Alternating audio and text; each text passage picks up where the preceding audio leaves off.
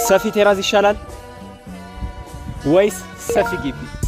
ሰላም፣ ሰፊ ቴራዝ ያለው አፓርትመንት ላይ ነው የምኖረው። እንደምታዩት እንደዚህ አይነት ቪው ያየው ነው ምዝናናው። ዋው! ሰፊ ቦታ ስላለ ጓደኞቼ ጠርቼ ሄንጋውት እናደርጋለን። እንዴነሻለናለን እና ከዚህ በላይ ምን ይሻላል እንዴ? ሰፊ ግቢ ነው። ሰላም፣ እንደዚህ አይነት ሰፊ ግቢ ያለው አፓርትመንት ውስጥ ነው የምኖረው እና እስቲ ስለኔ አንዳንድ ነገር ልንገራችሁ። ኑ ከራሴ አልፎ ለጓደኞች ጭምር ሲመጡ ፓርኪንግ ቦታ አለ።